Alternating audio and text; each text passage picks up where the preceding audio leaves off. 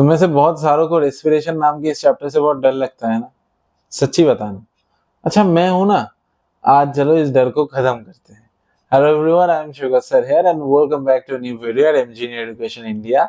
आज सबको, आप सभी को मैं ये बताना चाहता हूँ कि आज हम लोग रेस्पिरेशन के इस डर को जड़ से मिटाएंगे, क्योंकि फोटोसिंथेसिस और रेस्पिरेशन इन दोनों टॉपिक में हमेशा कंफ्यूजन बच्चों को लगा रहता है। और नीट में अगर 15 या फिर उससे भी ज्यादा मार्क्स, यानी कि 5-6 क्वेश्चंस पकड़ के चल लो कि फोटोसिंथेसिस और रेस्पिरेशन से आना ही आना है, ठीक है। तो 5 या फिर 6 क्वेश्चंस यानी कि 24 मार्क्स नियर अबाउट। तुम में से बहुत सारों को ये गलती होता है कि सर इस चैप्टर में महारत कैसे हासिल करें। तो आज के बाद फोटोसिंथेसिस और रेस्पिरेशन में ना तो कोई डाउट बचेगा और ना तो कोई कंफ्यूजन में तुम लोगों को रहने दूंगा, ठीक है। जल्दी से वीडियो को स्टार्ट करते हैं। All of us breathe to live. अच्छा, ऐसे में वीडियो को नहीं स्टार्ट कर रहा हो, पहले मुझे ये बताना था, सबसे पहले तुम लोगों की तरह समझाता हूं, ठीक। रेस्पिरेशन और फोटोसिंथेसिस, मुझे बताना जरा, इन दोनों में कंफ्यूजन होता है, इन दोनों में बेसिक डिफरेंस क्या है। अच्छा, रेस्पिरेशन बोलते ही हमें जो पता लगता है वो ये है कि सर ऑक्सीजन अंदर लेना और CO2 को बाहर लेना, इसी को हम लोग रेस्पिरेशन बोलते हैं। तो ये रेस्पिरेशन नहीं है। रेस्पिरेशन का मतलब होता है, इसे हम लोग ब्रीदिंग बोलते हैं, मतलब ऑक्सीजन लेना और CO2 बाहर भेजने को ब्रीदिंग बोलते हैं। रेस्पिरेशन का मतलब क्या है सर? रेस्पिरेशन का मतलब कुछ ऐसा है कि किसी भी फूड के बॉन्ड्स को तोड़ के वहां से अगर एनर्जी निकाला जाए, वहां से अगर एनर्जी निकाला जाए, यानी कि ऑक्सीजन के प्रेजेंस में इस बॉन्ड को ऑक्सीडाइज करके इससे एनर्जी फॉर्म करके, यानी कि ATP का अगर फॉर्मेशन हो या फिर NADPH या फिर FADH, इन सब का अगर फॉर्मेशन हो, यानी कि डायरेक्ट एनर्जी का ही अगर फॉर्मेशन हो, इसी को हम लोग रेस्पिरेशन बोलते हैं। रेस्पिरेशन का मतलब क्या है? एनर्जी फॉर्मेशन होना। अभी सर रेस्पिरेशन कैसा प्रोसेस है? रेस्पिरेशन भाई एक कैटाबॉलिक प्रोसेस है। क्या है? कैटाबॉलिक प्रोसेस है, मतलब इसमें एनर्जी खर्च होता है। क्यों? रिएक्शन करवा रहे हो ऑक्सीजन के प्रेजेंस में, तो रिएक्शन करवा रहे हो ना, तो कुछ चीज अगर कुछ काम करवा रहे हो तो उसमें तो एनर्जी लगेगा। काम अगर करवा रहे हो तो उसमें से शक्ति खर्च होगा, है ना। तो इसीलिए ये क्या है? कैटाबॉलिक प्रोसेस है। ब्रीदिंग का मतलब क्या है? ऑक्सीजन लिया, कार्बन डाइऑक्साइड छोड़ दिया, इसी को बोलते हैं ब्रीदिंग। लेकिन रेस्पिरेशन अलग होता है। समझ में आया कि नहीं? जल्दी से बोलना जरा। आई होप कि समझ में आ गया होगा। चलो अभी पढ़ते हैं धीरे धीरे। All of us breathe to live, हम लोग श्वास लेते क्यों हैं? बचने के लिए। But why breathing is so essential to life? क्योंकि ब्रीदिंग एसेंशियल क्यों है? ताकि रेस्पिरेशन हो सके। ऑक्सीजन अंदर नहीं लोगे तो लंग्स में ऑक्सीजन नहीं जाएगा, लंग्स में ऑक्सीजन नहीं जाएगा तो ऑक्सीजन का एक्सचेंज एल्वियोलाई से ब्लड वेसल तक नहीं होगा। अगर ऑक्सीजन का एक्सचेंज नहीं होगा तो ऑक्सीजन के प्रेजेंस में ऑक्सीडेशन भी नहीं होगा। अगर ऑक्सीडेशन नहीं होगा तो एनर्जी भी नहीं निकलेगा, बॉन्ड भी नहीं टूटेगा। अगर एनर्जी नहीं निकलेगा तो ATP कैसे बनेगा? ATP अगर नहीं बनेगा तो तुम लोग काम कैसे करोगे? यानी कि ज्यादा ATP बनाने के लिए भी ATP चाहिए, मतलब पहले से थोड़ा सा ATP होना चाहिए ताकि रेस्पिरेशन ठीक से हो पाए। यानी कि अगर बैंक में FD करना है तो पहले से पैसा होना चाहिए, तभी जाके पैसा भरेगा। समझ में आ गया? तो रेस्पिरेशन क्या है? कैटाबॉलिक प्रोसेस है। आगे से तो पहले से एनर्जी होना चाहिए, तभी जाके रेस्पिरेशन करवाना पॉसिबल है, क्योंकि ये पूरा प्रोसेस के लिए एनर्जी लगता है, ठीक है। All living organism need energy for carrying out life activities. सभी लिविंग ऑर्गेनिजम्स को अगर लाइफ एक्टिविटी या फिर कोई भी काम करवाना हो तो उसके लिए एनर्जी लगता है। Be absorption, transport, movement, reproduction, even breathing, कुछ भी करना लो लेकिन फिर भी एनर्जी तो लगेगा ही लगेगा। But how this energy is taken from food, यानी कि खाना तो खा लिया लेकिन एनर्जी अब कैसे बनाओगे, इसी से बनाओगे। देखो फर्स्ट ऑफ ऑल हम लोगों को पता है कि इस रेस्पिरेशन में बहुत सारे प्रोसेस होता है और तुम लोग पढ़ोगे भी। क्या पढ़ोगे, क्या पढ़ोगे, ग्लाइकोलिसिस पढ़ोगे। देखो ग्लाइकोलिसिस पढ़ोगे, ठीक है। और क्या पढ़ोगे, एक सेकेंड मुझे जरा ये पेन दे दो, लेजर पेन दे दो जरा। ग्लाइकोलिसिस पढ़ोगे, ठीक है। और क्या पढ़ोगे, और क्या पढ़ोगे तुम लोग पढ़ोगे फर्मेंटेशन पढ़ोगे, यानी कि कम ऑक्सीजन के प्रेजेंस में अगर ग्लाइकोलिसिस हो। एरोबिक रेस्पिरेशन पढ़ोगे, ठीक है। ऑक्सीजन के प्रेजेंस में जब रेस्पिरेशन होगा तब उसके अंदर एक साइकिल पढ़ोगे जिसको बोलते हैं TCA साइकिल, यानी कि ट्राई कार्बोक्सिलिक एसिड साइकिल। इसी को हम लोग क्रेब्स साइकिल के नाम से जानते हैं, क्रेब्स साइकिल, ठीक है। चलो और क्या पढ़ोगे, ETS पढ़ोगे। अभी ये सब कहाँ होता है सर, ये सब होता कहाँ है, हाई इन सब के बारे में तो हमें नहीं पता, होता कहाँ है सर, मुझे जरा बता दीजिए, हम खुश हो जाएंगे। तो ग्लाइकोलिसिस ये दुनिया के हर एक सेल में होगा, दुनिया के हर एक सेल। क्यों, क्योंकि ये सेल के साइटोप्लाज्म के अंदर होता है, ठीक है।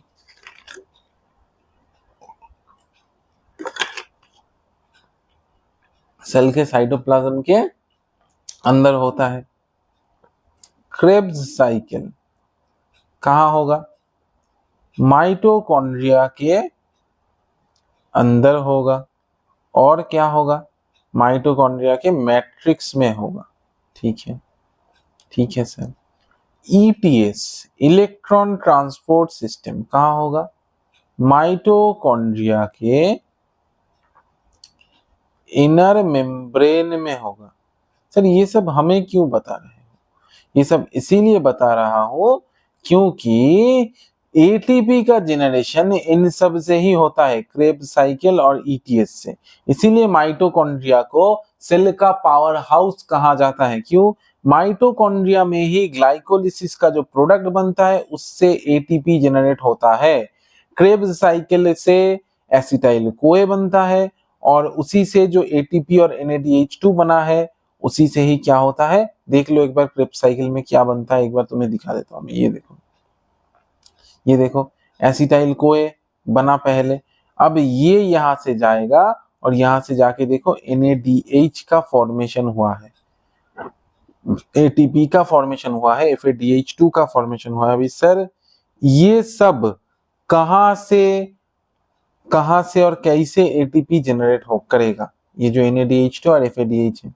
तो फर्स्ट ऑफ ऑल तो मैं ये बता दूं कि ये FADH2 और ये NADPH ये होता क्या है, ये है एक चेक की तरह। ATP क्या है सर, ATP है कैश, ATP है कैश। अभी देख लो ATP है क्या, कैश की।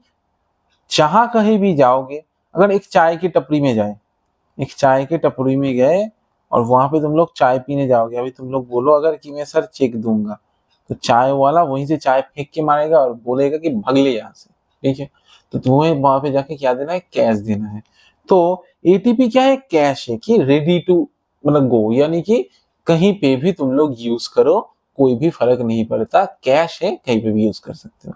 लेकिन NADPH और FADH2 क्या है, इनसे ATP बनता है, यानी कि ये डायरेक्ट ATP नहीं देते, इनसे ATP तुम्हें बनाना पड़ेगा।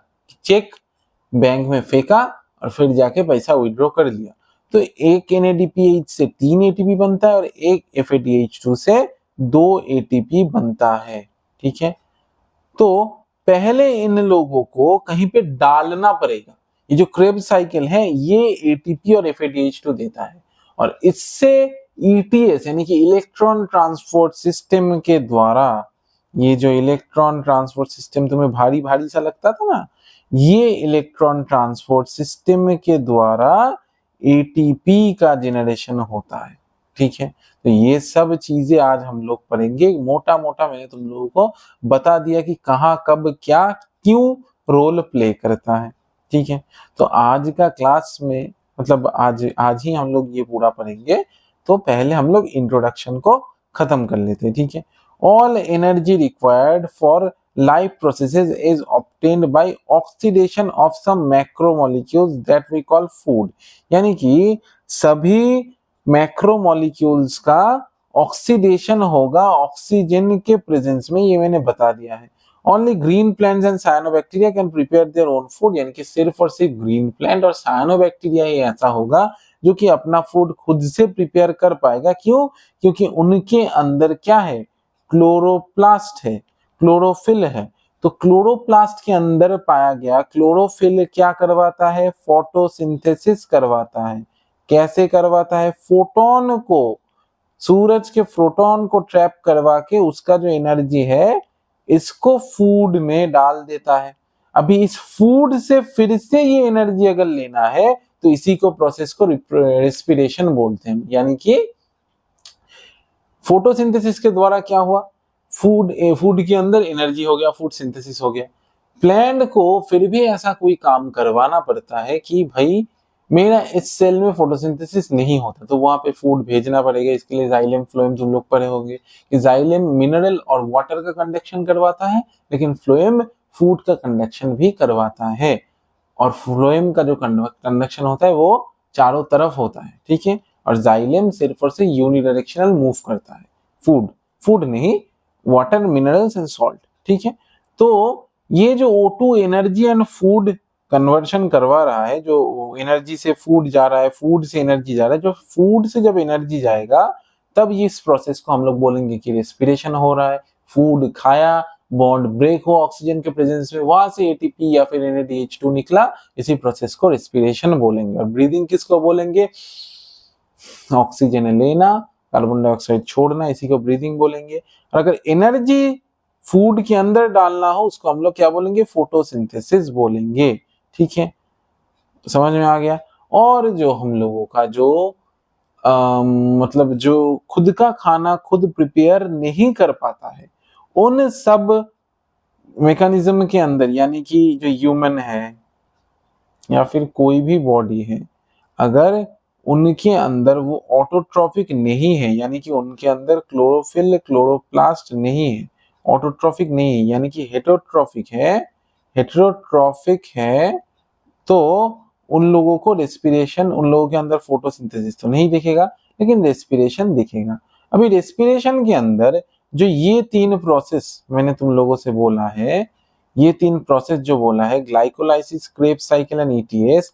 क्रेब्स साइकिल और ETS सिर्फ और सिर्फ माइटोकॉन्ड्रिया के अंदर होगा। यानी कि जो यूनिसेलुलर सेल्स है या फिर जो प्रोकैरियोटिक सेल्स है, प्रोकैरियोट बोलना ज्यादा बेहतर रहेगा क्योंकि यूनिसेलुलर यूकैरियोट भी होता है, प्रोटिस्टा बोलते हैं उसको। बायोलॉजिकल क्लासिफिकेशन अगर नहीं देखा है मेरे चैनल पे पढ़ा हुआ है, जाके देख लो।